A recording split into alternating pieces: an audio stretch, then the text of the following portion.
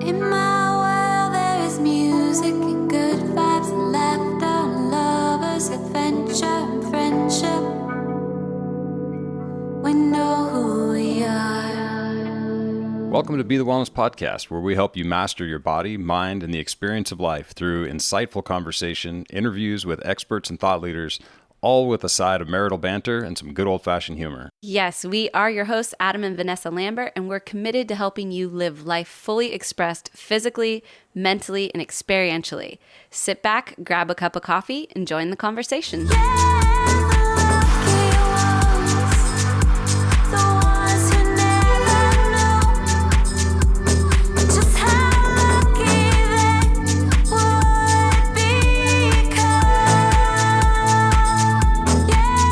Welcome, everybody, to Be the Wellness Podcast. Adam and Vanessa are back. We are. We're back, and we're quarantined like a bunch of pros. Yeah, we're getting really good at this stay at home. AKA... What is it? It's safer at home. Safer at home. Yes. Shelter in place. Yeah. AKA just a regular day for us.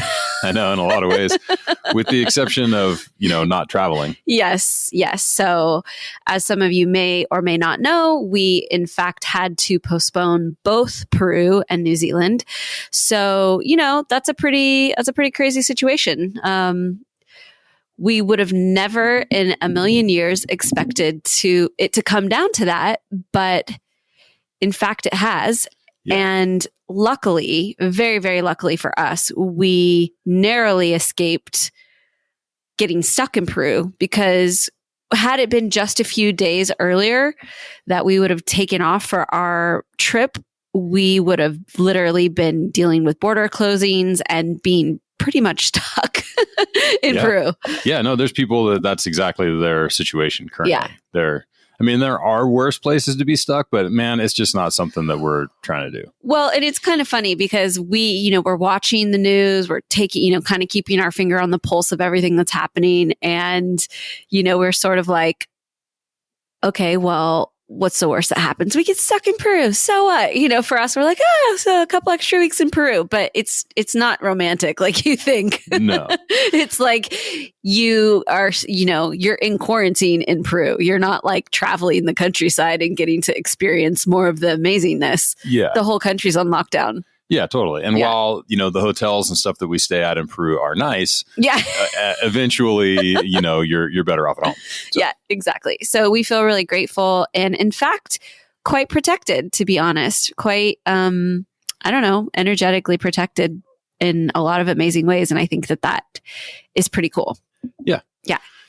But we're going to talk more about our views and what we really think about everything that's going on in the next episode. So make sure to tune into that, because first we want to talk about the awesome, amazing, beautiful, lovely, creative Cristina Curp, who is a mother, military spouse, food lover, former restaurant chef, current nutritional therapy practitioner, and cookbook author, which we'll be talking about her brand new cookbook today. And, Kristina really is about empowering people to heal. And she creates delicious resources. She really shares her own story, which is so inspirational and just so real. And I think it's what makes her so special and so relatable, is that she really shares her story. Yeah. And the way, what she's gone through. And she's just very, very relatable and lovable. Yeah. And she's hilarious. Yes. And she really is committed to helping you find the right path for you, which the longer we're in this whole health and wellness thing, what we realize is that there is a unique, special path for you to your holistic, healthy wellness wonderland. And that it's important that you find your own unique path. Yeah.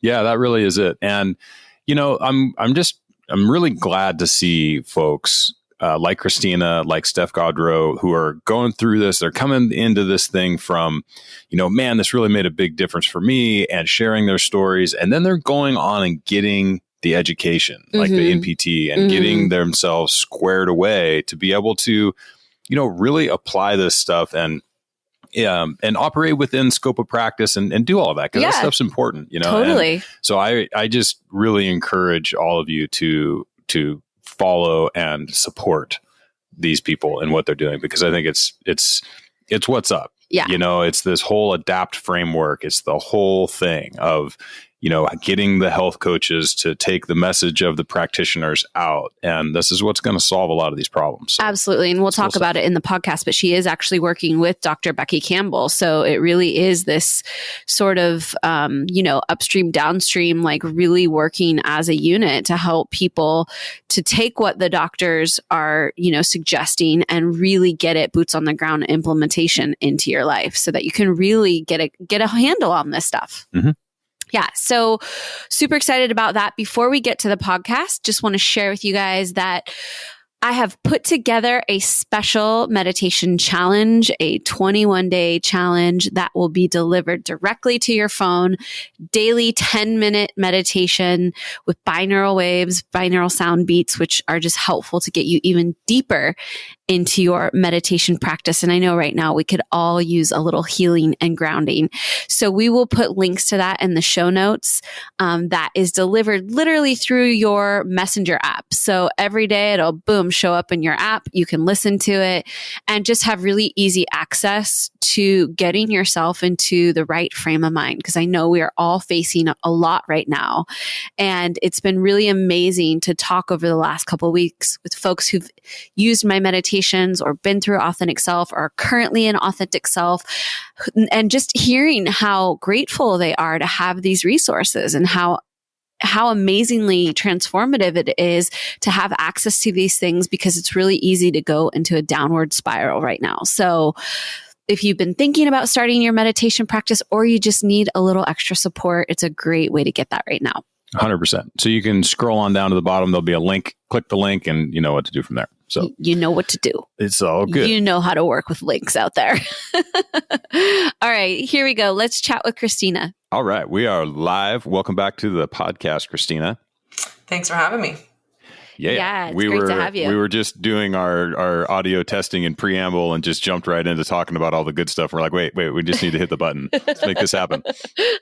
Let's just make it go. Right. So, Kristina was on our podcast, I think about 8 months ago. For folks that want to check out that episode, it was episode 183. Wow. And I know, right? So prepared with that data. But one of the things I was really struck by was just how really cool you are about this stuff, and by that, I just mean that there's no ego, there's no attachment, there's just really like a dedicated concern for people and a love for people and really wanting them to live their best life and to really find solutions that are helpful to them without being restrictive, without being crazy. And that's kind of what we were just talking about. And I'd love to just start there and just tell us in the last 8 months, what has changed for you in the way that you approach your diet, the way you work with clients. What are some of the things that you're really seeing come up into the conversation that you're feeling either really inspired by or maybe even a little triggered by? Oh, there's a lot of that. So one thing is I did start seeing, I graduated last year in June from the Nutritional Therapy Association. And so with that certification, I started seeing clients one-on-one, and I'm actually working for a functional medicine doctor now in her practice and helping her clients on the nutrition side. And in clinic, it is just incredible. Like you kind of see the same issues over and over again, right? Mm-hmm. And it just made it so much more apparent to me, that message of bio-individuality, and that really, at the end of the day, what we all need is quality of life, right? Mm. Absolutely. But there's this huge kind of shift, right, in the social media space in which we operate, which I have this like hate-love right now, and a little more hate than love at the moment with the space, because I'm seeing this big, like, I don't know, it's like so divided. It's like you're plant-based or you're carnivore or like all about eliminating things, and people, there's so much food fear, and almost a fear mongering going on about like anti-nutrients and oxalates of the devil, or it's going to be lectins or, and then people don't know, because unfortunately a lot of people don't work one-on-one with health coaches or with functional medicine doctors or practitioners. And then they're just omitting entire food groups or various food groups from their diet. And I'm so sad for them because yeah. So, that actually, so in a perfect world, so if everyone had access and, all things being equal, what would be the perfect scenario for someone to figure out their own bio-individuality? So I think that the first thing that has to happen is, unfortunately, like the food industry just completely has an overhaul, but I don't know if that's going to happen. So because of that, I think that finding just like eating whole and processed foods, like the number one change that I think everyone should start with is their fats. Like if you're still using, quote unquote vegetable oils, which aren't made from vegetables, they're made from seeds. Like if you're still using those horrible fat, like inflammatory oils, that needs to go. That one change is going to be like life-changing in terms of inflammation. But yeah, like I think if people found like, let's find the baseline, right? We're not eating processed foods. We're not eating inflammatory oils. We're not eating added sugars. That's a good baseline. From there, and like some people, they make those changes. They, quit soda, less grains, or only, like change the oils, and they see amazing results. Other people like myself have to go the extra mile. And this is where deep diving into this self-exploration, right, is important. But it's so multifaceted. It's not just about an elimination protocol. It's dealing with like everyday lifestyle habits, dealing with, trauma, addressing things like what's your medical history? Like if you have a history of taking proton pump inhibitors, like it's a good bet you have low stomach acid and probably a gut infection because of it, Right. So that journey is unique to everyone. So I do think in an ideal world, like everyone would have like a health coach or or someone to work with them. I think so, to walk them through this process, right? Through a bio-individual path and not just kind of throw blanket statements at them, Right. Yeah. It's like if we need somebody to help us with our taxes, it's entirely possible. We need somebody to help us like sort out our nutrition in this wild world of, modern foods. Right. Yeah. It's crazy. So when they come to your physician, I mean, what's the process that they go through? I'm just curious, because I love this idea of finding a baseline. But beyond that, if someone's really like, okay, I get the base, I get the things, but I really want to do a deep dive into like what is really, if anything that I'm eating is flaring me, or if anything is causing extra inflammation, or even like you said, if I have a gut infection that maybe I'm, on the surface doing pretty well, but under the surface, there's still some stuff going on. Like, what is that process that people go through with you guys? Yeah. So we, so for everyone who comes in, the first thing we do is like, we assess, like just when their intake forms and their symptoms, and, we have a call with them, being like, what's your diet like? What's your lifestyle? And so we'll put them on a specific protocol. Usually there's like variations of like, they're usually variations of paleo. So it's like paleo for thyroid support, paleo that's like low histamine, paleo that's low carb, or just like a kind of reset, right? Mm-hmm. And so I work with Dr. Becky Campbell. And so she has a lot of really good, like, she's been doing this for a while. So she's got her optimal reset. And so we'll have someone first things first, change their, like stick, get to that diet. But then we order a ton of labs. So we do a gut test, like a stool, a GI map with a stool test. We'll run a Dutch test to get like the full picture of the hormones. And it's not just like the numbers, but also the pathways and cortisol and the whole thing. And then we'll also run like a full blood panel and look at the thyroid numbers and like liver and gallbladder enzymes and like inflammatory markers. And the cool thing is that oftentimes just like 30 days to 60 days into the dietary changes, and we also have everyone fill out a food journal with a symptom tracker. And that is incredible because you start seeing some really great correlations. So we can make a lot of headway just on the dietary front. And then when we get the labs back, that's when we like really fine tune. Mm-hmm. Yeah. Yeah. I love that. I love that. Yeah. I mean, because I think it's really important for folks to hear that, because there is a process, if you are willing to take the time and willing to obviously spend the resources and go through this process, there is a process to really sort this stuff out at a deep level. And I think it's just important for folks to be tapped into resources like that. So I'm stoked to hear, because Dr. Becky Campbell is available really to anyone, right? Like she has an online presence, and she can treat from wherever, right? Right. Yeah. Yeah. That's awesome. I love it. I love it. That's super cool. Yeah. I feel go ahead. Go ahead. No. I was going to say, I feel like we need just a lot more of that. We do. It's like a couple years ago, gosh, has it been a couple years ago? I don't know. Whenever Chris Kresser's book, about the ADAPT framework came out. Yeah. And it's just, I think he lays it out so well in there. Like, okay, here's how this can work and probably needs to work, if we're all going to sort this stuff out. And it sounds like you guys kind of fit right in that model, right? You've got your practitioner with a bunch of coaches below. And it's like, you guys are in the trenches every single day. And when you hit a stumbling block, you punt it up. Right. And, it's just the way it should work. It is. And actually, Unconventional Medicine. I love that book. And Chris actually wrote the foreword for my new book. And Dr. Campbell went through his program. Nice. Awesome. Yeah. And so it does work really well. Like it's the perfect, because when I was seeing clients on my own, I mean, we saw like amazing headway, but they still had to order labs from someone else. So having it all together in-house is just amazing. And it's a really good dynamic duo, because she's kind of like the bad cop. Like she's so tough with like the protocols, and she's like, you got to do it. And then I'm over here like holding your hand, like, it's okay. Yeah. What food do you miss? I'll find you a recipe. I got you. Yeah. Muffins, no problem. We can do muffins. Yeah. Like, I'll find you a paleo muffin. Don't worry. I love it. That's awesome. But people do, I think that's actually really amazing, because people really do need kind of both, or at least one or the other, Right. And so like, if they don't respond well to the super strict dynamic, at least they have you to buffer that and nurture them through. And if they, don't mind the strict dynamic, then great. You can just kind of keep prodding them along.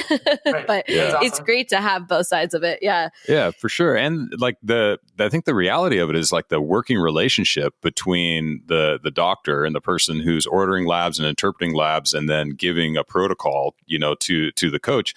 Like that relationship, as you work more together and that relationship deepens, it just gets so much more effective. Like the way that, you were doing it in the past and the way that we do it, where we'll say, okay, well, here's what's going on. I think you should order some blood work and then send me what your doctor says about it. And we can try to figure out what to do within our scope of practice from there. Is super clunky. It's like whoever the doctor is like, wait, what are you going to do with these, with the results? You're going to send them to who? Like, what do they do? Did they go to medical school? Yeah. Like I don't get it. Right. Yeah, so this is better. It is way better. Right. You're so true. I ran into that so many times where someone's like, my doctor says my cholesterol's high. And I'm like, well, I think you're fine. And they're like, and it's so hard because you can't really scope of practice. You can't say don't listen to your doctor. No, they're not. Right. Exactly. But this is a really good dynamic. And I think we do need more functional medicine practitioners out there. Because it really is the future. I mean, it's the only kind of medicine that's actually preventative and that's actually helping people with, she still has patients that still see like endocrinologists. And it's crazy because they come to us and they're like, well, I shared with my endocrinologist, like what Dr. Campbell said and the Dutch test or whatever. And they just got really defensive. And like, we get these crazy stories of like these MDs being like really offended. And it's so sad because I really wish that can't we all just get along? Like we'd help so much many people. Right. There's so much ego involved, right? They're like, that's a whole nother thing for sure. For sure. So you have started a new podcast, and I want to hear about that because obviously, it sounds so fun, right? It's like, let's start a podcast, but I want to hear the highs and the lows. What are you loving and what are you hating? So I love recording, and I love the first few episodes. It's just me and my sister. So we co-host, but we don't do, when we have interviews, it's one or the other because our schedules are kind of hectic. So it gives us time to have off. Nice. Yeah. That's a good idea. That is a good, we're like, wait a minute. We're thinking notes. Yeah. She's, so my sister has no online presence, and she's kind of like a hermit in terms of social media, but she's a holistic fertility educator and sexual health educator. And what I love about her, having it with her, is that, especially when we just do the talks with us, she really pushes me to go like beyond nutrition and food. And we get it just into a bunch of other stuff that I would never otherwise talk about. Mm-hmm, Like we have an episode titled sex isn't a bad word, and the taboo around talking about sex with your kids and even just with your partner and that kind of dynamic and the vernacular. And so, yeah, that's really great. So my sister is very, both my sisters are super woo, way more than I am. So I love it that they really bring that out and bring that side of me that I don't always share it with my audience out to them, which is cool. Yeah, totally. And the harder part is honestly scheduling right now is really hard because I'm doing a lot of podcasts for my book stuff. And then I'm also now with the clinic hours. So Right. my Google Calendar looks a little crazy, and I'm just like, oh my God. But things will slow down next month, and then but luckily I was able to stockpile some episodes, so we're good to go for now. But Awesome. Yeah. The podcast is such a labor of love, and it's so cool. Like, I really do. I think it's such a special medium and such a great way to connect deeper with not only your audience, but even with like your own voice. It almost helps like the resonance of it. Have you found that? Absolutely. There's things that I say on the podcast that I would never say like in a book or on Instagram. It's like you can get weird on podcasts and people are just going to like go with it. Like, Totally. But if you put it on like on Instagram, people are like going to be but I feel like if you're here and you're listening, like you're committed, like they're more your people. And I really love that. And that's kind of why I wanted to do the podcast, because I want to move off of social media a little bit, because, you guys know this, like Instagram and Facebook right now, it's the worst. Like in Instagram with the algorithm. And it's not just the algorithms, it's the way people are engaging with us, because the scroll, people are just becoming like less like sensitive to content. And so they're just passing through things. I'm not getting the warm fuzzies from social media anymore. And when I had a third of my following, I remember seeing the post and there was better engagement. People really knew me. They were like so invested. And now it's just a lot of like, people want it, like they want everything for free and faster and recipe ? And all, and it's more. And it's kind of like recipe ? Oh my God. Kill me. And that's all you do. Yeah. No, that's like, I don't even answer those anymore. I'm like, manners. But the podcast is definitely like letting me connect to people in a way that feels good again. And I mean, like what you guys do is like the dream. Like I was telling my sister, like I want to start doing like dinner parties, like how Danica Brishna did like the brunch tour, but I want to do like dinner parties and like just fly around to different cities and host dinner parties. Yeah. No, that's actually, it's funny you say that. That's like one of my next visions is dinner parties. So we're going to have to, let's collab on that one, because I love that idea. And I think actually the pendulum is swinging like so far, because people are so overwhelmed with the social media. And like you said, like just the data scroll is just overwhelming. And I think the pendulum is swinging back to where people just want to see people in the flesh. Right. Like we just want to go to a place where there's 10 people and we can sit and talk and we're not like, I just really think that we're getting almost back to wanting real community and building real community. And I'm kind of excited about that personally, because it just is, it's like the social media thing. I find myself at times, I'm like, I don't have anything more to say. Like I've said it all. It's like just start referencing old posts. Can I just reference an old post? Yeah. Right. And what's interesting is that there is this insane like repetition thing. And I'm not that kind, like it's not in my nature to repeat myself, and also even just repeat recipes. Like I'm that person that cook something new every night. But I realize with social media, what creates like what people like is that repetition where it's a new influx of new people every day and you have to say the same thing over and over again. And I've noticed that accounts that do really well, they're just people who've grown a lot, is because they're really sharing that 101, nutrition 101, basics 101, whatever, over and over and over again.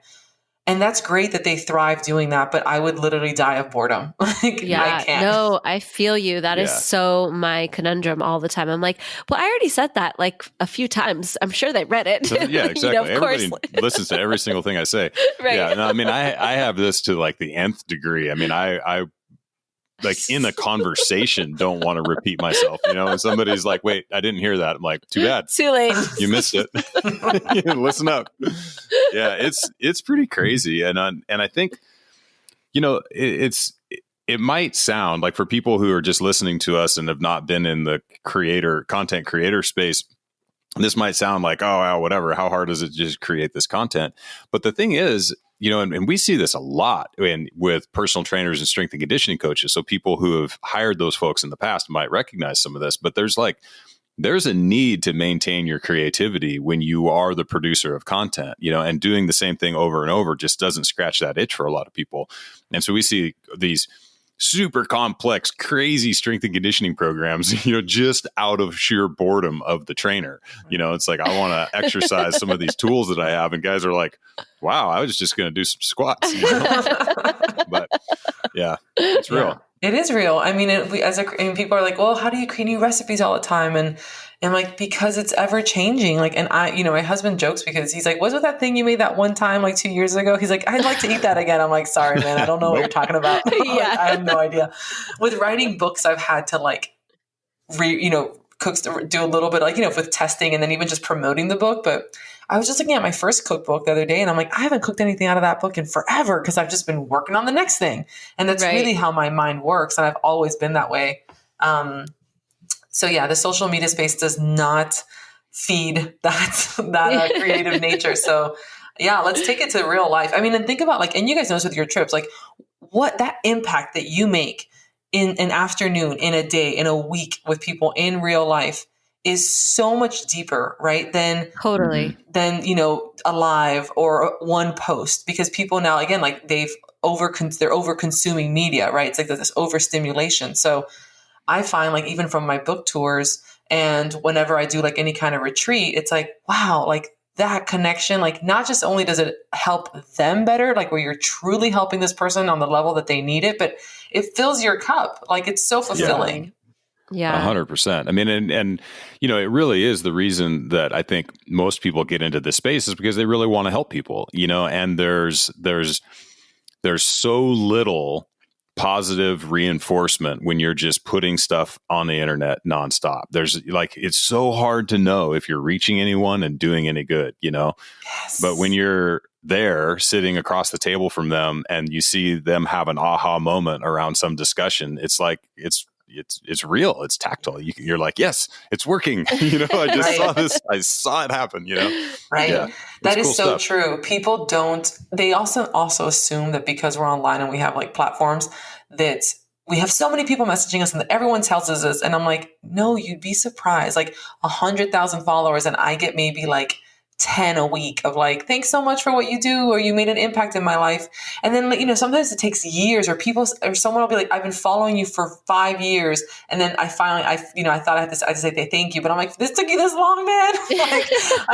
And it's like, I really appreciate it. And I get it that they're shy or they think that I'm like too busy to care. And I'm like, no, like, you're right. Like we do this because we want to help people. Like you don't do what we do out of like ego maybe some people do, but like, it is so much work and it's so much free work for little return. Like people don't realize creating content is essentially you're giving away the milk and then hoping someone still wants to buy the cow, Yeah.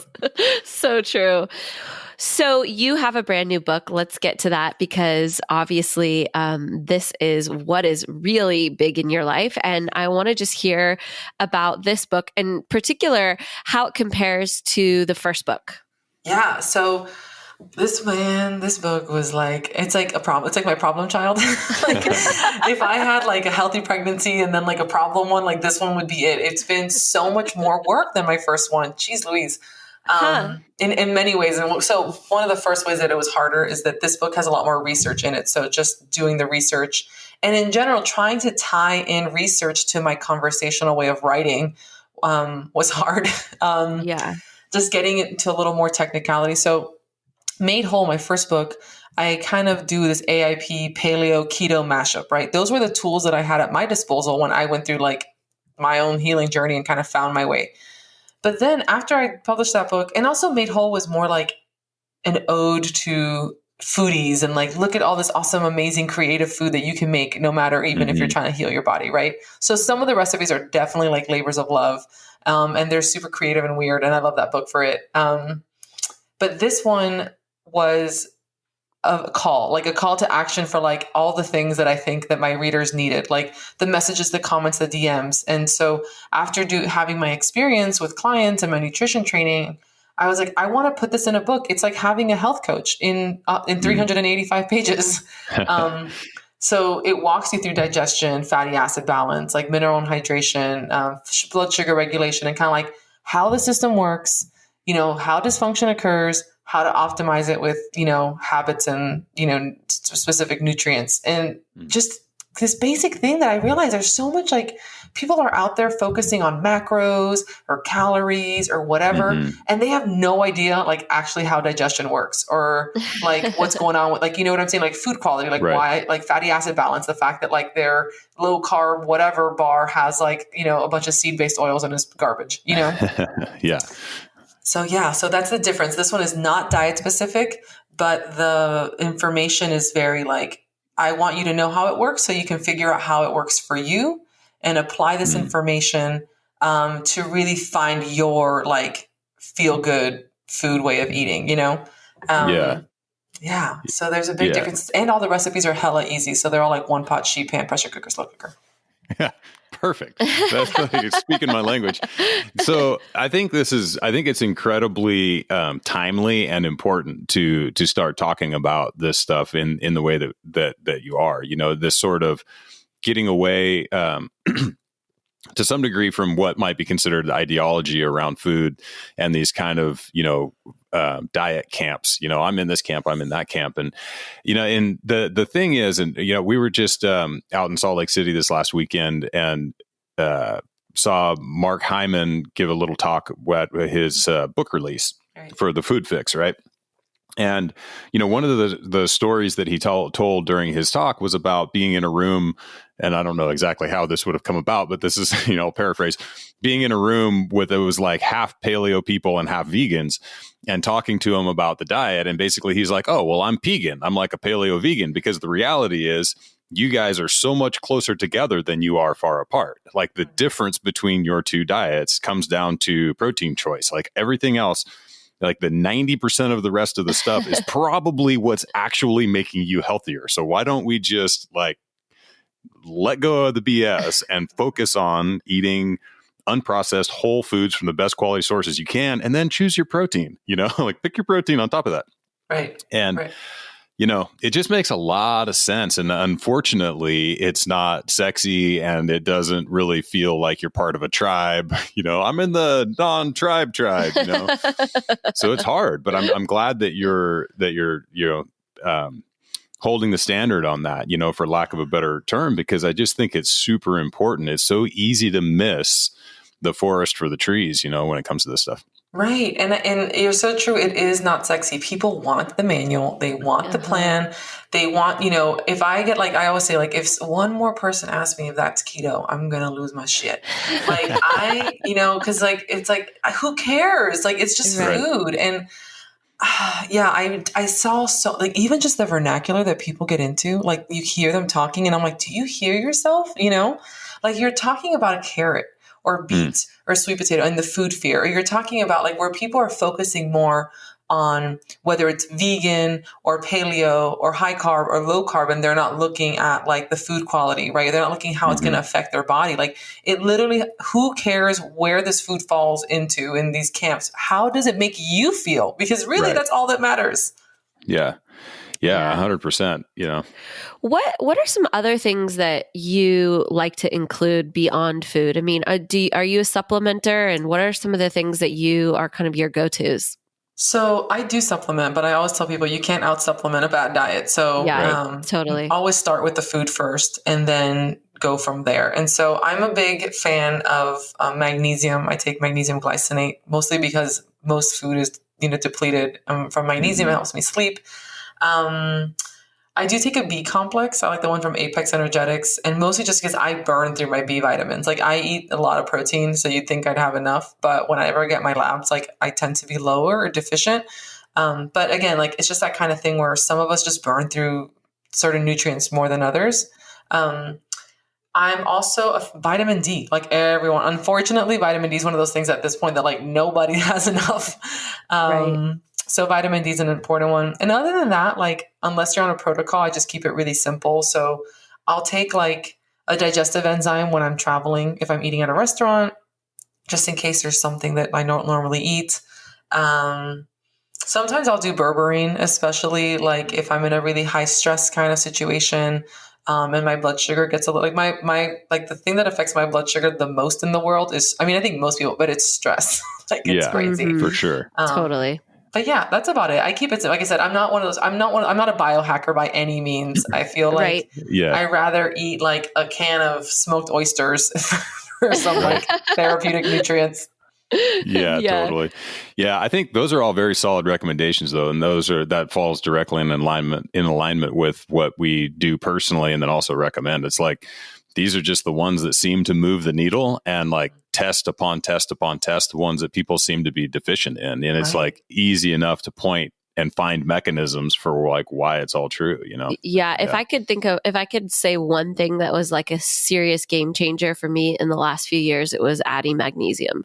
Like that single supplement before I go to bed is just such a game changer. I'm like evangelical about it. I'm just like every question that someone has for me, I'm like, do you take magnesium? They're like, I just asked where the bathroom was. But you should consider this on your way there. You know, it could be on the type of magnesium. Right. Exactly. No, for sure. Yeah, it's one of those. Magnesium for sure is I would say there's very few supplements that I would say like blanket statement probably everyone could do well with, and I think that's like magglycinates. That is that one. It's like everyone. Yeah. And absolutely the glycinate, because I used to try to take the citrate and it just, I really didn't notice a difference, to be honest. I mean, I didn't actually even have bubble guts. Adam, like you're sensitive, your stomach was more sensitive, but I just didn't really notice a difference, where the glycinate is like night and day. I'm just like, holy cow, this is amazing. It's the stuff. Yeah. So you've got a book tour coming up. We were just talking about the coronavirus and how you are planning for it not to get in your way. And so I just thought, I wanted to just kind of reiterate that a little bit, because you mentioned about, this group of people, your audience, the people that we speak to really being such a healthier population that, we're a little less concerned about it. But I'd love to just hear your thoughts on that coming into this book tour and, not letting that slow you down. Yeah, I mean, I was just in LA like a week ago, and people were like, "Oh, you're gonna go out there?" I'm like, I'll be fine. Like, I'm also the person, like, I don't get the flu shot and I don't get the flu ever. Right. Right. It's just when your diet is nutrient dense and you're sleeping and moving and getting enough sun and like everything's functioning optimally, we are built to fight these things off, right? And also when you just look at who it's affecting, right? Look at it's affecting old elderly people, even like in China, it's affecting men a lot. Like, and there's super high rates of smokers, of like cigarette smokers over there. So, not to mention their environment, like their air quality. It's horrible. Yeah.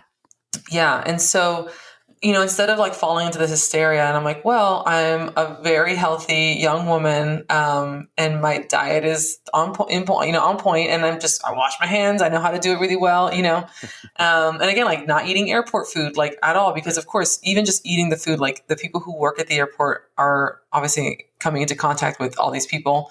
And yeah, I am taking oregano, like emulsified oil of oregano, which is an antiviral.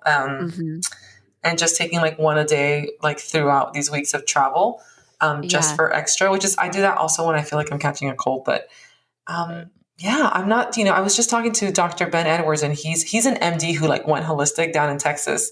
And again, he was saying the same thing. He's like, you want to like not get coronavirus? I'm like, don't eat like crap. Like cut out, sugar feeds all the disease. Like just eat well. It's all about the terrain. It's not about like the bugs. It's about the terrain. And so make sure your body can handle it. Yeah. And where are where are your next locations? Tell us about where you're headed next. So I'm going to Chicago, and I'll be actually I have like guests at all my events, which is kind of fun this time around. So I have Terry Turner of No Crumbs Left is going to join me in Chicago. Oh, awesome.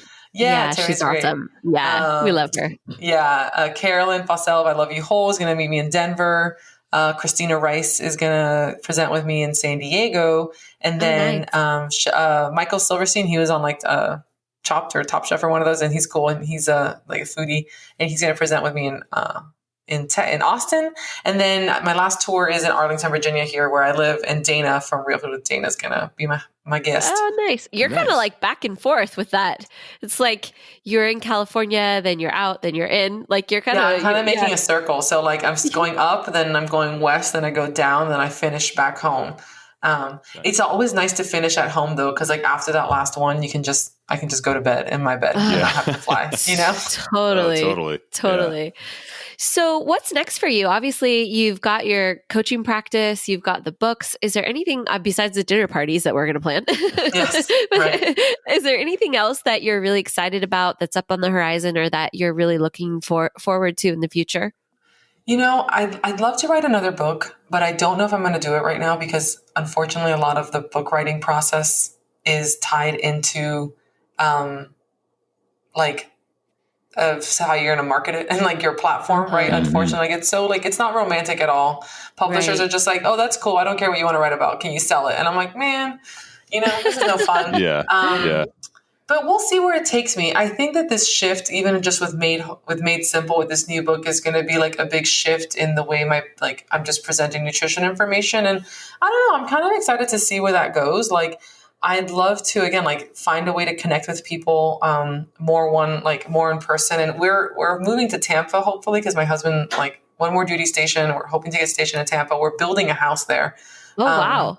Yeah, which is like, we've always rented because we're military and we move every 3 years. So this is like, will be like our actual home, which is super exciting. That's cool. Wow, that's amazing. And I kind of want to open a coffee shop. That would be awesome.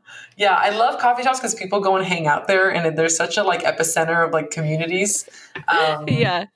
And I want it, so the name, I have a name for it too. So like, I want to call it Bruja. So like brew, but then Bruja, like in Spanish, Yeah. And so, well, you guys get it right because you guys go to South America. Like, so that's what I want to call it. So Bruja. And then with my sisters, and we all like, kind of like, because we're three sisters and my mom, and we're all like, we're super like a little coven. We are totally a coven. We are. I think people get super weirded out when we talk about it sometimes. So you never know. It's so strange. People like on Instagram will be like, "What?" And I'm like, "No, I'm like, JK, just kidding. Everything's fine." Yeah. Carry on. Yeah, that's awesome. Yeah, and I'd love it just to be like, and have like sprouted nut milk and like CBD lavender lattes and all that weird stuff, and so just make it really fun. But yeah, we'll see. That's another like year or two out, but. We'll see. I don't know. I feel like there's change. It's 2020. There's a shift in the horizon. We shall see what happens, what manifests. Yeah, 100%. I feel like this is a powerful year for a lot of people to be sort of, I don't know, reassessing where, like, it really does feel like 2019 was the end of a cycle, and 2020, we are starting something new. Well, there was, Lunar New Year, right? It was in January. Right. So it was a new Lunar Year started, and it does feel anew, and we shall see. I mean, again, like, I know when I'm traveling and meeting with people, I really like it. It's been hard because my husband's in the military and I have a 7-year-old. And so like, just for me to go out to LA last weekend, for like that interview and like that one, well, actually there was a podcast, but it got canceled and I was pissed. I'm like, what? I flew out here. Oh my God. I was so mad.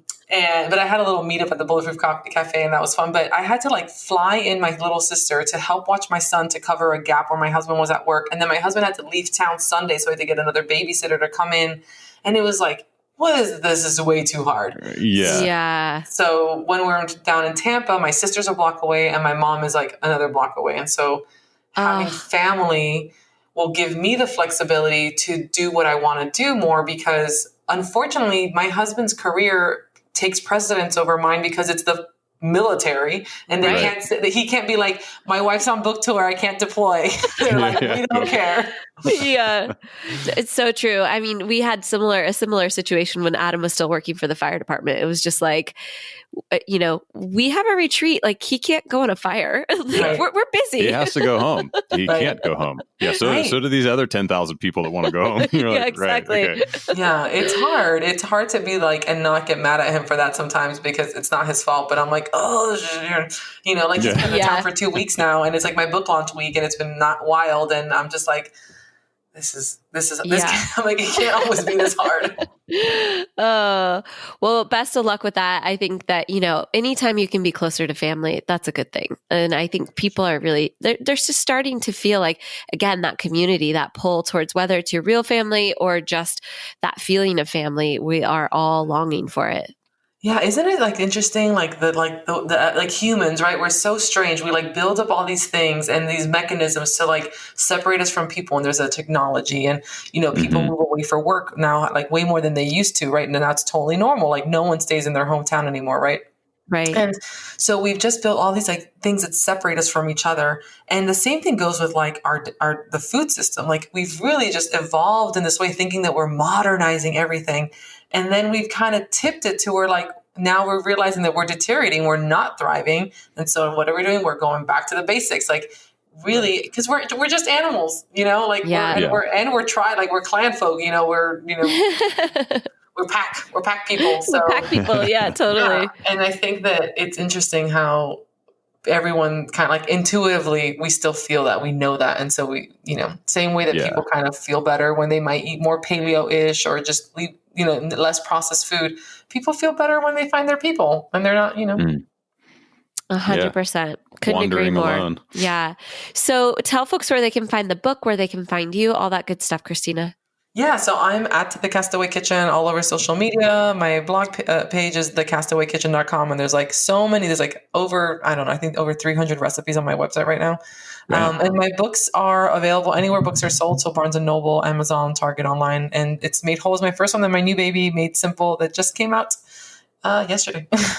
Nice. Awesome. Congratulations. I mean, it's really something. You've built quite a community and quite a little empire, and it's really impressive. So congratulations. Thank you so much. Yeah, it's fun. I want to take it like, now let's make it brick and mortar. Yeah. Awesome. I love down it. roots. Yeah. Yes. All right, folks. Thanks for joining us. We'll see you soon. And that's that. That is that. All of that and a bag of cookies. Wait, wasn't it a bag of chips? Paleo, I know, but you know I like cookies better. Paleo, gluten-free, basically magical cookies that are good for you. Yeah. You know what's crazy about this whole paleo thing now is that you could literally have a cookie that's derived of essentially coconut. Right. Yeah. So you could have. I thought you were going to say essential oils. Essentially essential oils. Well, maybe. But you could have a coconut flour cookie with coconut sugar made with coconut oil. Yeah. You know what I mean? Yes. God forbid you eat the coconut. Right. It's funny. It is funny. So it is that time again where we read one of our reviews from the podcast. Again, we so appreciate you leaving 5-star reviews and taking the time to write something loving and friendly and supportive. And it really means a lot to us. And today's is coming from Alan, who I think might be Ellen out there. You know who you are. And he writes, the Be the Wellness podcast is one of the most enjoyable podcasts to listen to in my library. Adam and Vanessa continuously crack me up with their hilarious quips and all the latest trending hip vocabulary. They cover all the things related to health and wellness from both a scientific standpoint and often a holistic side as well. This is one of the only podcasts that I actually laugh out loud for real. This is definitely worth your time, and it may even improve your health. Oh, sorry, your life. Your life, not even your health, your whole life. I hear they run awesome retreats as well. Keep up the great work, Lamberts. So thank you, Alan. Again, we appreciate so much when you leave a 5-star review. And I know you people are in quarantine. Like, what else do you have to do right now? Go leave some damn reviews for people. Some quarantine reviews. All right, guys, we'll see you next week. Love you. Bye.